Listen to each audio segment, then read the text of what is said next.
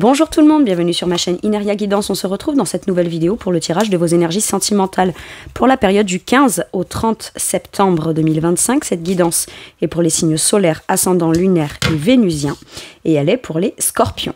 Bienvenue mes scorpions sur votre guidance et sur ma chaîne, j'espère que vous allez bien. Merci infiniment pour votre présence au quotidien. Bienvenue parmi nous à toutes celles et ceux qui s'abonneront. En description sous cette guidance, je vous mets tous les tarots et oracles que j'utilise, ainsi que mon lien pour celles et ceux qui souhaiteraient réserver une guidance privée avec moi. On garde bien à l'esprit comme d'habitude que ça reste une guidance générale, qui ne peut pas parler à tout le monde ou dans les moindres détails à la même intensité pour les mêmes raisons et parfois même au même moment. Donc n'hésitez pas à aller voir vos autres signes pour un autre message ou un complément de message et pourquoi pas revenir un petit peu plus tard sur cette guidance puisque ce qui ne vous parle pas tout de suite pourrait vous parler un petit peu plus tard. Le Light Years Tarot sera la base de mes deux premières colonnes de mon point de vue. La première colonne vous représente vous dans votre situation sentimentale. La deuxième colonne représente la personne en face de vous qui peut être la personne avec qui vous êtes en couple depuis plus ou moins longtemps ou que vous venez de rencontrer, enfin voilà, s'il y a quelqu'un pour vous. Et puis pour celles et ceux qui n'ont personne actuellement dans leur vie et qui sont célibataires, ça pourrait représenter les énergies de la nouvelle personne qui rentre dans votre vie ou ce qui se passe dans sa vie actuellement. Ça pourrait être inversé, vous pourriez vous retrouver plus dans la deuxième colonne que dans la première, la personne en face de vous plus dans la première, oui, que dans la deuxième. Mais ça, c'est à vous de savoir où vous vous positionnez en fonction de ce que vous vivez et de si ça vous parle, évidemment. Allez, on y va, c'est parti. Pour mes scorpions, s'il vous plaît, sentimental du 15 au 30 septembre. Qu'est-ce qu'on a pour mes scorpions? Ouh, le 9 de denier. Bon, alors là, ça parle vraiment aux célibataires, mais si vous êtes bien dans votre célibat. C'est-à-dire que vous êtes célibataire, mais je veux dire, vous ne faites pas forcément trop focus sur mon célibat, mon célibat. Non, c'est je suis bien, même si je suis seule. C'est surtout comme ça qu'on vit son célibat. Maintenant, ça peut être aussi l'idée de, même si on est en couple, entreprendre ou commencer à entreprendre de manière indépendante, autonome. Ça n'implique pas le partenaire. Ou alors, le partenaire, je pense, peut être très aidant ou vous soutenir dans l'entrepreneuriat de quelque chose, mais de quelque chose qui est super important pour votre bien-être dans le quotidien, qui peut représenter une fierté personnelle, le fait de récolter les fruits de son bien-être par soi-même, pour soi-même. Et par moment, quand on le fait, quand on est en couple, bah, c'est parce que l'autre, peut-être, prend en charge certaines responsabilités, certaines actions du quotidien, etc. Ce qui peut vous laisser, vous, le temps, l'espace et compagnie, si je puis dire, pour pouvoir pleinement vous investir dans quelque chose qui vous fait vous sentir bien, mais qui forcément apportera son bien-être au sein du couple ou du foyer ou de la relation. C'est un bien-être personnel et individuel qui permet potentiellement d'en comprendre les avantages, d'en comprendre les bienfaits pour ensuite je sens là, il n'y a pas... C'est-à-dire que même que vous soyez en couple ou célibataire, vous êtes tellement dans le bien-être, dans vos activités, vous ne vous oubliez pas vous dans votre bien-être du quotidien. Ça peut passer par des toutes petites choses que vous faites et qui ne vous concernent que vous et qui vous fait tellement vous sentir bien que forcément, quand on est avec l'autre ou on doit être présent à l'autre, etc., on n'est plus dans une notion de juste de donner, on est dans un vrai partage, d'accord? C'est parce que je suis bien avec moi-même que je peux être bien avec quelqu'un, ou parce que je suis fière de moi, eh bien... je trouve peut-être intérieurement une place beaucoup plus confortable dans mon couple aussi. Il y a cette idée de satisfaction personnelle et de bien-être personnel. Les célibataires, là, pour celles et ceux qui jusqu'à maintenant potentiellement n'étaient pas très bien célibataires, même si vous êtes célibataire, vous trouvez quand même, mine de rien, une certaine satisfaction dans le célibat, là. C'est-à-dire qu'on ne subit plus son célibat. On se dit, quitte à être célibataire, j'ai du temps, j'ai de l'espace, j'ai pas à devoir, par exemple... m'impliquer, m'investir, etc. dans une relation. Donc, et si ce temps-là ou ce que je possède ou ce que j'ai en abondance, je le mettais au profit d'améliorer moi, mon quotidien, mon bien-être, mon activité, mes projets. Ça me laisse du temps, j'en sais rien, le 9 de denier, ça me laisse du temps pour aller m'inscrire à une salle de sport, ça me laisse du temps pour... voyez, c'est-à-dire que le temps seul, on s'apitoie pas là-dessus, on le met à profit d'un truc qui nous fait encore mieux nous sentir ou bien nous sentir. Vous voyez, c'est cool. Ok. Maintenant, là, dans un couple, ça peut vouloir me dire que vous vous sentez bien, même si vous êtes en couple, dans votre individualisme, dans votre côté, moi, en tant qu'individu. Ok. La personne en face de vous, mes scorpions. Ah, cette personne, elle a des peurs, elle a des craintes. Alors, est-ce que vous... ouais.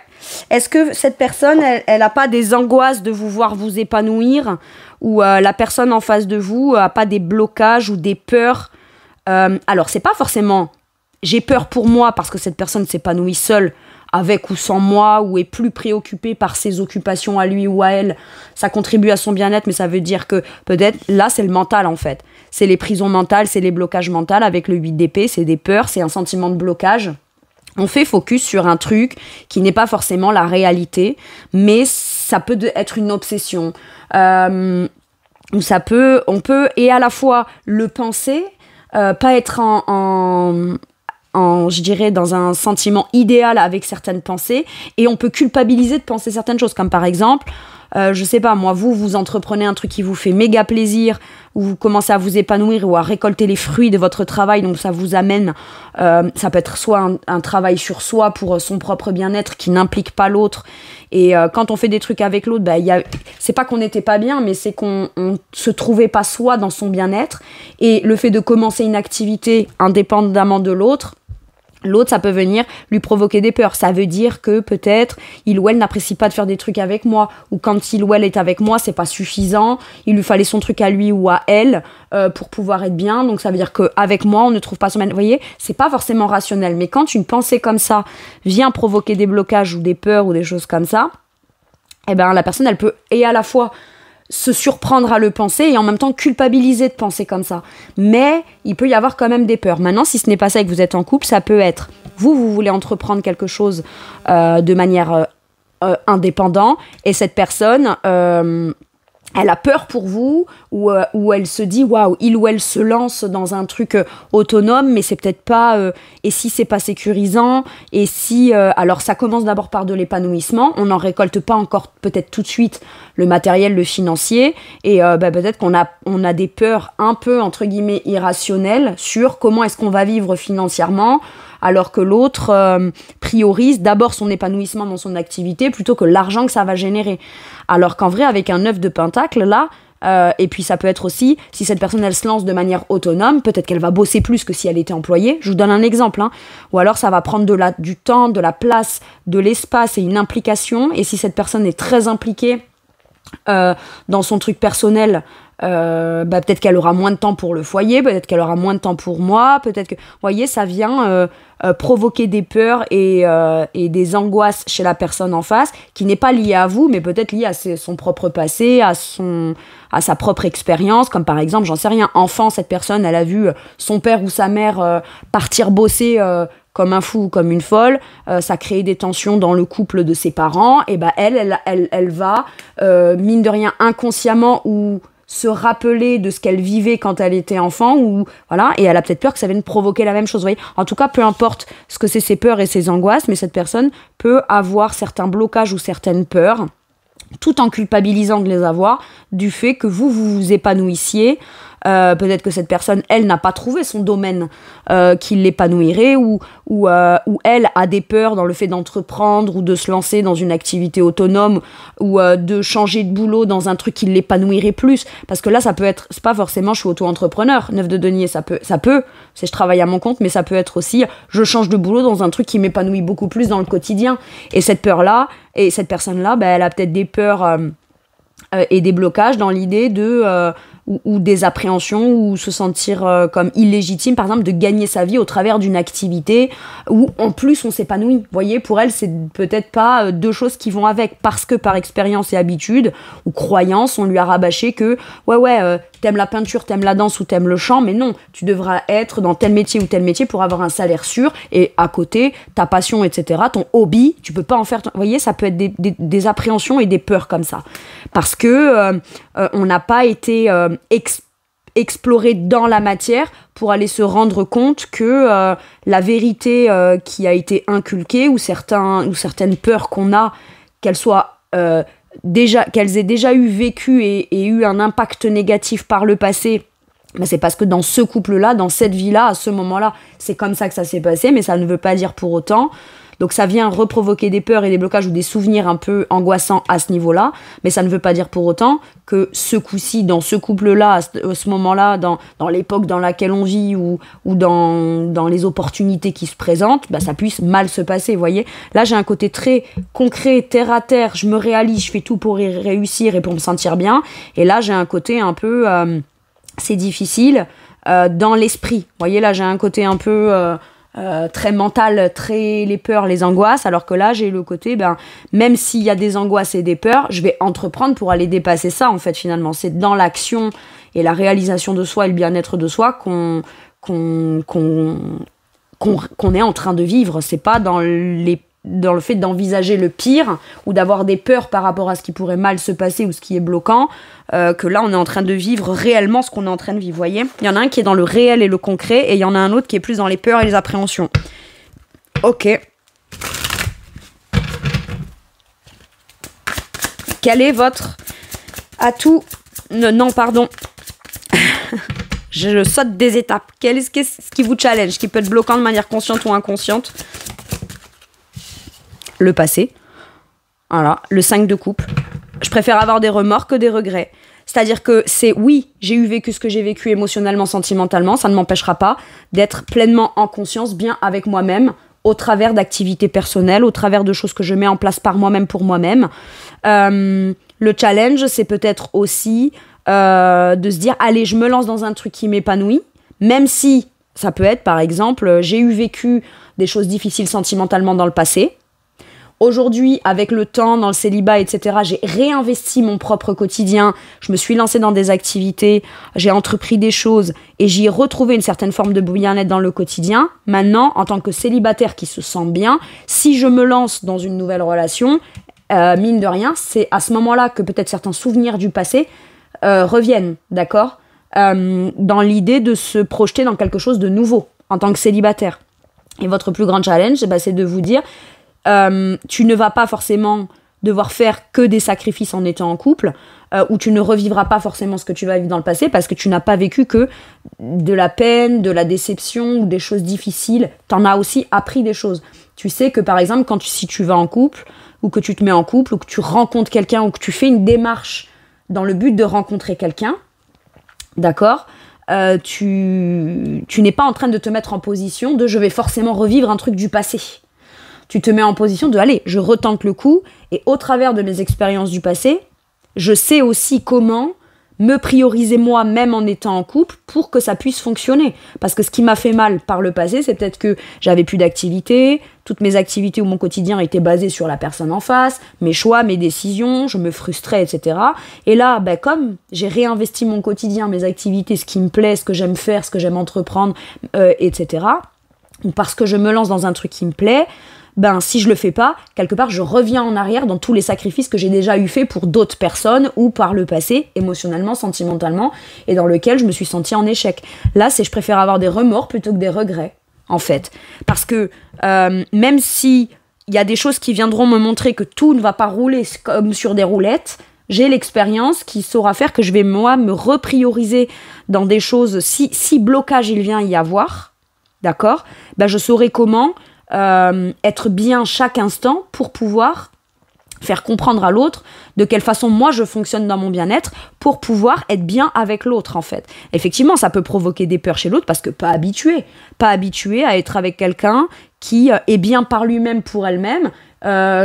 C'est ça, moi je sens un truc comme ça, ou qui ne se sacrifiera pas dans un truc qui lui plaît pour pouvoir coller aux angoisses de l'autre ou ne pas venir activer les angoisses de l'autre, parce qu'à ce moment-là, c'est des angoisses pour la personne qui fait pas ce qu'elle veut et ou qui s'empêche de faire ce qu'elle veut.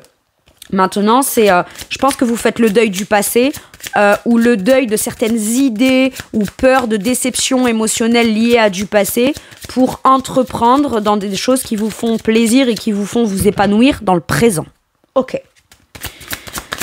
Quel est le challenge de la personne en face de vous ? Les amoureux, le vrai soutien en fait. Faire le choix de vous soutenir, vous, dans vos projets, vous, dans ce que vous êtes, vous, et de s'engager avec vous, même si de façon individuelle et personnelle, on a des peurs, tout simplement. Tout simplement. Ok. Le challenge de l'autre, ça va être de se dire, j'ai des peurs, parce que peut-être que ce que je souhaite mettre en place, faire ou vivre cette personne, moi, j'ai peur de le faire pour moi. Mais du coup, si cette personne, elle le fait et qu'elle le matérialise, je vais pas, moi, aller lui projeter mes peurs ou m'angoisser, moi, sur un truc qui ne me concerne pas, moi, même si ça viendra forcément m'impacter parce que je suis avec cette personne. Vous voyez, à un moment donné, on est ensemble pour se soutenir aussi, surtout on n'est pas ensemble que pour se soutenir quand ça va pas bien. On est aussi ensemble pour se soutenir dans ce qui peut faire grandir l'autre, évoluer l'autre et ce qui peut participer ou contribuer. Ou alors c'est ok, je t'ai choisi, je me suis engagée avec toi. Moi, j'ai des blocages et des peurs et des angoisses émotionnelles parce que je te vois. En fait, c'est comme si cette personne, dans l'instant présent, elle se rend compte de ce qui est encore en train de se jouer dans ses peurs et ses angoisses, alors que vous, peut-être que vous aussi, vous avez des choses du passé qui vous ont blessé, mais vous êtes dans l'action d'aller réparer quelque chose ou d'aller en retirer quelque chose de positif, comme pour vous dire, ce que je vais vivre dans mon futur ne sera pas ce que je vais vivre de négatif dans mon passé. Et comme cette personne, elle s'engage avec vous, elle se dit, elle a peut-être des peurs et des culpabilités ou des angoisses de se dire, et si cette personne s'épanouit par elle-même et qu'elle se rend compte que, moi, je suis pas assez, j'ai encore des peurs, encore des angoisses, j'entreprends pas, etc. Ça vient me faire des plans sur la comète, alors que pourtant, on est ensemble. Alors que pourtant, on veut être ensemble, alors que pourtant, on s'aime, etc. Ok. Être avec l'autre, c'est pas juste parce qu'on l'aime, c'est aussi parce que on aime le voir s'accomplir, on aime le soutenir, on n'est pas censé être ensemble que parce que c'est difficile l'un et l'autre. En fait, on est ensemble pour construire et pour bâtir. Aussi et surtout dans le positif. Ok, il y a peut-être un truc qui est biaisé comme ça chez l'autre. Ok. Quel est l'atout de votre côté? Le 5 d'épée. J'ai 2-5. J'ai 2 énergies de conflit émotionnel et conflit un peu mental. En fait, là, j'ai l'impression qu'avec le 5 d'épée, vous conscientisez que c'est pas comparable. On peut être avec quelqu'un sans avoir les mêmes aspirations, les mêmes passions, les mêmes façons de voir la vie et d'entreprendre dans le quotidien. On veut plus se prendre la tête, on veut pas se comparer en fait à l'autre, on veut plus se prendre la tête et on en a marre des conflits aussi. Marre des conflits, marre de se remettre en question. Vous êtes dans le faire et dans la récolte et dans la mise en place ou dans le fait de profiter de chaque chose du quotidien qui vous permettent de vous sentir bien, de vous sentir épanoui de manière concrète, d'accord ?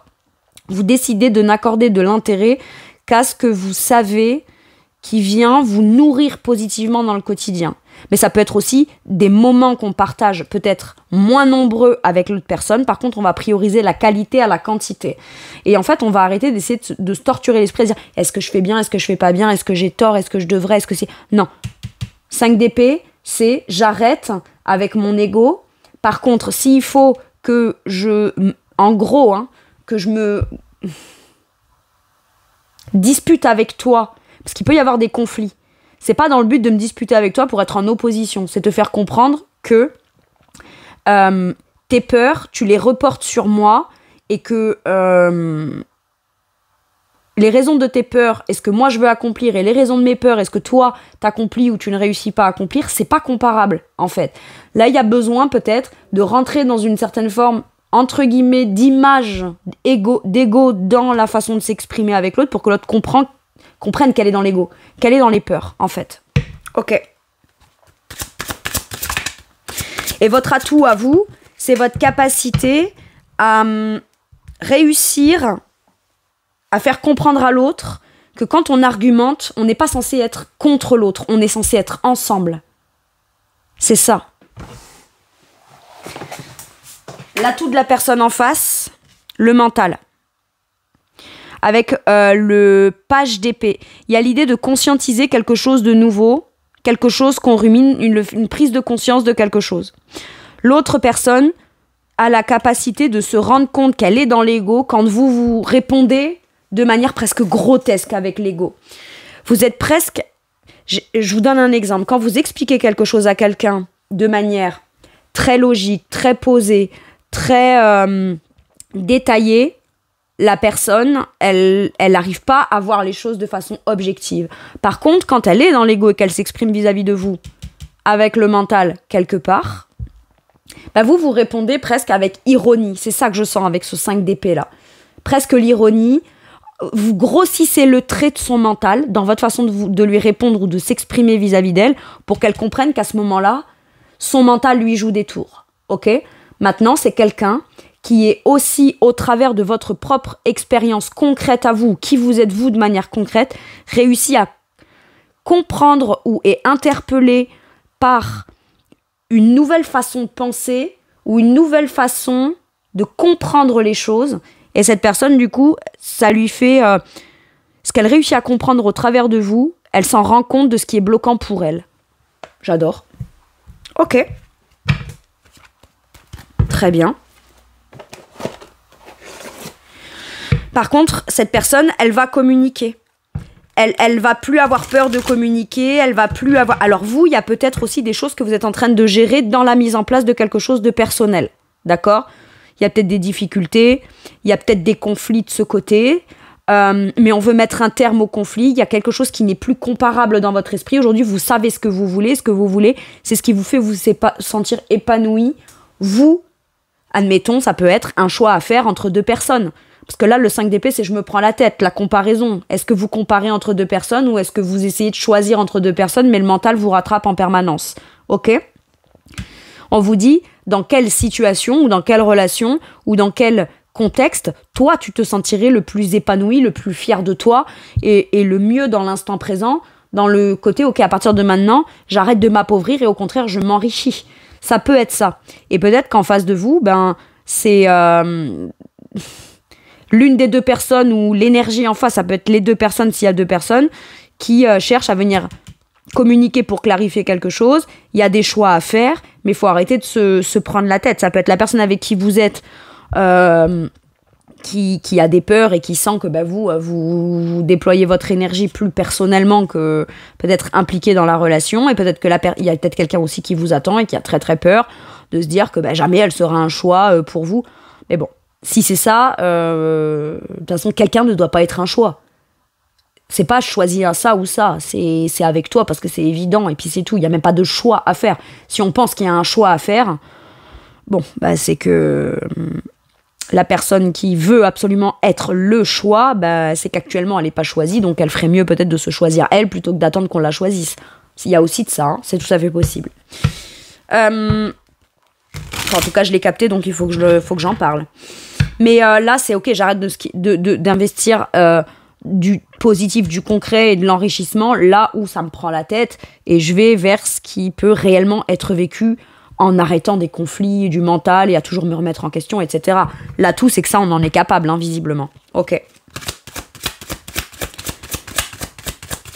Allez, maintenant que j'ai vu vous et l'autre, je vais aller voir la situation. Il y a l'alignement, hein, les choses se mettent en place de manière beaucoup plus fluide. On est aligné avec soi, on est aligné avec une idée, un projet, on est aligné avec une idée de se remettre en couple, on est aligné avec quelque chose de très personnel, qui peut-être ne dépend pas de l'autre. On nous parle d'un bonheur. Moi, j'ai l'impression qu'on se rend compte que le bonheur qu'on va créer et générer ne dépend pas d'un sacrifice ou de ce qu'on donne plus au profit de l'autre ou d'une relation plutôt que à soi-même. D'abord, on s'épanouit soi, et si soi-même on s'épanouit, qu'après on est dans l'épanouissement, de manière logique, on s'épanouit dans un couple ou dans une relation, ou dans un foyer, ou dans un projet. Ok ? Mais quoi qu'il arrive, l'alignement, ça peut être aussi, ok, je suis très alignée avec ce que je veux, c'est pas que je l'étais pas avant, mais là, je sens qu'il y a un truc énergétique qui se passe, et que c'est le bon moment, que l'horizon est dégagé. D'habitude, je me donne peut-être beaucoup d'excuses pour ne pas entreprendre, faire ou aller vers ce que je veux, parce que je me dis, oui, mais là, il y a l'anniversaire d'un tel, oui, mais là, je vais être jugée, oui, mais là, c'est pas le bon moment, parce que dans 3 mois, j'ai telle facture qui tombe, donc je peux pas faire ci ou faire ça, machin. Là, c'est ok, il y a pas de facture, il y a pas d'anniversaire, ou alors, peu importe, qu'il y ait des trucs qu'on se servait avant en excuses pour que les choses ne se passent pas. Aujourd'hui, même ça, c'est terminé, en fait. On se dit peu importe, à partir du moment où moi je m'épanouis, quels que soient les événements en dehors de comment moi je me sens, ça doit pas venir être ça qui doit venir déterminer ce que je fais ou pas pour moi, en fait. Voyez, il n'y a pas de bon ou de mauvais moment. Et il y a peut-être ça. Donc là, j'ai du bonheur, de l'alignement et de la confiance. Ben voilà. On s'engage, on s'investit, on pose des actions, on est stable. La solution, on l'a depuis longtemps. Et là, on décide d'utiliser cette solution-là, de prendre ces décisions et d'ouvrir quelque chose dont on a la clé. Et pour ça, c'était pas une question de rencontrer la bonne personne, quand je sortirai de chez moi, le jour où on vient me parler, machin. Vous voyez, on a toujours tendance à penser que les solutions et les décisions et ce qu'on peut vivre viendra de l'extérieur vers nous, alors que d'abord, ça part d'un alignement intérieur pour ensuite, soi-même, utiliser cette solution-là ou cette clé, la clé de ce qu'on veut vivre dans un bonheur. C'est tout. C'est aussi simple que ça. On nous parle de confiance dans un projet, dans un alignement, dans un bonheur personnel. Aujourd'hui, on a beaucoup plus confiance en soi, donc on est peut-être beaucoup plus à même d'aller rencontrer quelqu'un ou de s'autoriser le fait de se dire c'est maintenant, je me sens prêt ou prête à rencontrer quelqu'un. Et pas juste rencontrer quelqu'un, à rencontrer quelqu'un, mais d'être heureux avec quelqu'un. Et donc de plus me laisser influencer par des gens autour de moi, ou du mental, ou des pensées, ou un passé, ou mon mental me dit que c'est dangereux, donc je vais avoir le dernier mot, ou des échecs, des sentiments du passé. Non, je vais de l'avant, en fait. Et pour aller de l'avant dans le futur et être heureux dans le futur, il faut déjà que je mette en place les choses dans le concret, dans le présent, dans mon bien-être personnel, parce que moi, ça me va, en fait. C'est ça. Qu'est-ce qu'on vous dit avec le tarot sur la situation ? On planifie les choses là. Il y a des choses dans lesquelles on se projette. Ça fait peut-être un moment qu'on se projette et le 2 de bâton nous dit on envisage les options, on envisage les possibilités. Plus le temps passe, plus mine de rien, on regarde dans une seule et unique direction, ou en tout cas la direction dans laquelle on regarde, ça s'ouvre à l'horizon. Pas qu'avant ça s'ouvrait pas, mais c'est peut-être le brouhaha mental qui faisait qu'on avait l'impression que c'était le brouillard. Alors qu'en vrai, on avait le désir de commencer dans cette voie, dans ce projet, dans le fait de nouveau rencontrer quelqu'un. On l'envisageait, mais sans pour autant passer à l'action. On avait peut-être du mal à se projeter en couple parce qu'on avait besoin de régler ou de vivre de façon concrète et positive des choses personnelles dans le présent. Mais là, on vous dit, t'es prêt à passer à l'action, en fait. Tout simplement. Et 3 de coupe.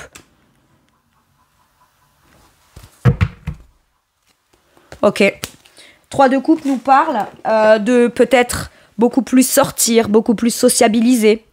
Ça peut vouloir me dire que vous aurez aussi dans votre projet ou dans vos projections le soutien émotionnel, pas de beaucoup de monde, mais d'amis très proches qui souhaitent votre bien. Vous aurez des bonnes nouvelles à annoncer, c'est ça qu'on me dit aussi. On a besoin et envie de célébrer sa vie dans le futur. Et c'est ça qu'on veut projeter. Mais on part du point de est-ce que actuellement ma situation me permet de pouvoir vivre dans la joie, la bonne humeur, les bonnes nouvelles, le partage émotionnel positif, etc. Comment je peux mettre les choses en place pour vivre ça dans mon futur. Maintenant, le 3 de coupe peut me parler d'une triangulaire, donc d'un choix à faire par rapport à plusieurs options, plusieurs personnes ou plusieurs potentiels. Et moi, je pense que mine de rien, plus vous vivez le truc, plus dans votre esprit, vous avez tendance à penser ou à vous projeter beaucoup plus dans une direction que dans une autre. Même si la situation que vous êtes en train de vivre, c'est celle qui est actuellement, j'ai l'impression que c'est soit vous décidez de vous projeter, mais de manière concrète avec ce que vous avez actuellement, soit vous vivez quelque chose de concret, mais ce que vous projetez, c'est autre chose. Et à ce moment-là, on vous dit passe à l'action dans ce dans quoi tu te projettes, parce que pour l'instant, on n'est que sur des éventualités, que sur de la planification. Je pense que peut-être potentiellement aussi, vous avez tout planifié pour aller faire, entreprendre avec la personne que vous souhaitez. Et là, on vous dit, c'est bon, tout est envisagé, il faut passer à l'action. J'ai un truc comme ça. Bon. Les célibataires, ça peut être, ok, je me surprends ou pas à me projeter ou à me reprojeter dans une vie accompagnée ou dans un projet de couple ou dans une direction. Et en effet, il y a comme besoin là de se dire, j'arrête de ne faire que l'envisager, j'y vais de manière concrète et je l'annonce et j'annonce des bonnes nouvelles. Ok. Qu'est-ce que la personne en face de vous pourrait avoir envie de vous dire? Passif.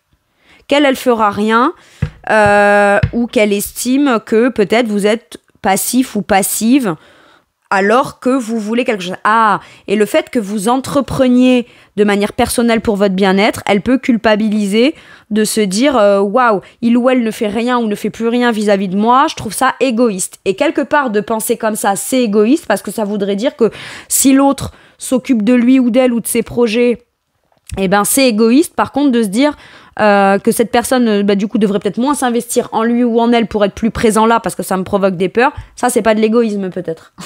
Ou alors, peut-être que cette personne, elle conscientise que, elle estime que c'est égoïste parce que vous pensez à vous, vous êtes beaucoup plus impliqué ou investi dans ce que vous avez envie de faire, de mettre en place de manière personnelle, et elle sait que c'est égoïste, que ça lui provoque des peurs ou des blocages ou des choses comme ça, vous voyez. Mais pour l'instant, peut-être qu'elle sait qu'elle est peut-être pas rationnelle, donc elle préfère mettre un temps de pause et ne pas vous en parler, ou vous expliquer que elle pense des choses, que c'est pas réellement ce qu'elle ressent profondément, ou ce qu'elle n'a pas envie de ressentir à l'intérieur, donc elle attend peut-être que ce mental et ces angoisses se passent, et quand elle y verra plus clair, à ce moment-là, pour l'instant, elle préfère ne pas vous expliquer ce qui la tracasse, etc.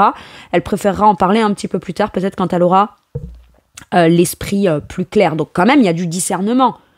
C'est pas rationnel, mes angoisses, mes peurs, mes culpabilités, etc. Par contre, j'ai le discernement de me dire pause, stop, dis rien, parce que là, tu pourrais être influencé par des choses qui sont plus de l'ordre de tes peurs, de tes angoisses, que de ce que tu veux vraiment pour l'autre ou vivre avec l'autre, quoi. J'ai un truc comme ça. Ok. Après, si là, on parle de la personne que vous avez envie de choisir et que malgré tout, vous priorisez uniquement que votre bien-être, etc. Parce que ça peut être très à l'extrême, hein, d'accord. Aussi, le 9 de denier, c'est très personnel. Cette personne peut se dire, waouh, il ou elle est méga occupé, même si on vous rencontre, il ou elle a telle activité, telle passion, le boulot, les amis, le ci, le là, machin et tout. Et elle peut vous voir très occupée quand elle vous rencontre et se dire, mais moi, du coup, je vais attendre que cette personne, elle m'inclue aussi dans son quotidien et dans ce qu'elle veut vivre avant de donner quoi que ce soit. Puisque parce que elle peut se dire sinon c'est moi je me priorise pas, quoi, je me priorise pas, et à ce moment-là je serai encore plus en train de venir contribuer à son bien-être alors que cette personne elle se préoccupe déjà suffisamment assez du sien. C'est possible, hein. Ok. Donc cette personne passive fera rien, peut-être qu'elle va vous l'expliquer. Je vais rien faire pour toi, pas parce que je suis pas content ou contente de devoir t'épanouir, mais parce que t'es tellement occupé dans tes trucs que moi je n'ai pas l'impression de faire partie de ces priorités-là. Donc à partir de là, moi je ne ferai rien et je ferai plus rien. Par contre, elle peut être très cash dans le fait d'expliquer les arguments du pourquoi. C'est pas contre vous, c'est pour elle peut-être aussi. Mais mine de rien, il peut y avoir quand même certaines angoisses, hein. Bon.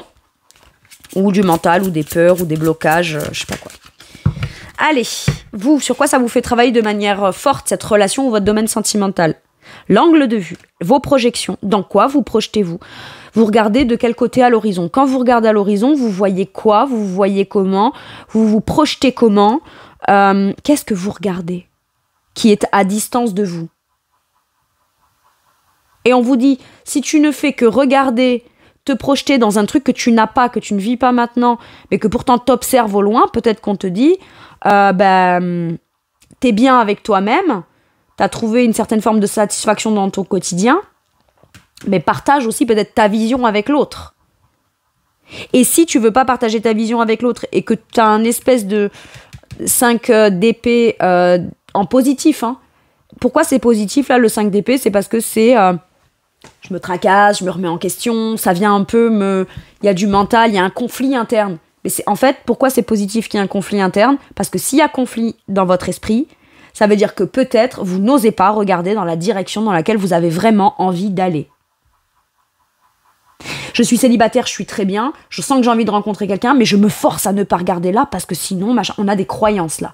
Et si quelque part il y a un inconfort dans le mental, c'est parce qu'en fait, à un moment donné, vous allez dire, mais enfin... Mais pourquoi? Pourquoi je me prends la tête comme ça, en fait? Je peux tout avoir. Je suis pas obligée de prioriser soit moi seule dans mon bien-être, soit être avec quelqu'un. Je peux avoir les deux. Il suffit juste que je sois avec la bonne personne qui respectera mon besoin de mes activités, de ce que j'entreprends, de ce que je suis, etc. Il faut quelqu'un qui ait la même vision que moi. Et si cette personne a la même vision que moi, pourquoi est-ce que je vais m'empêcher de vivre ça? C'est possible, ça aussi. Ok. Vous êtes peut-être en train de vivre quelque chose dans le sentimental, vous épanouir en dehors de ce sentimental, d'accord? Rencontrer quelqu'un, observer, rencontrer ou capter quelqu'un, ou voilà, c'est s'il y a triangulaire. Et mine de rien, en fait, dans le sentimental, vous êtes en train d'observer l'autre tout en vivant un épanouissement personnel, et vous ne faites qu'observer ce que vous voulez vraiment. Et là, on vous dit, choisis. Si c'est votre cas, hein, mes scorpions. Allez. Avec celui-là, qu'est-ce qu'on vous dit? La séduction, la tentation et le flirt.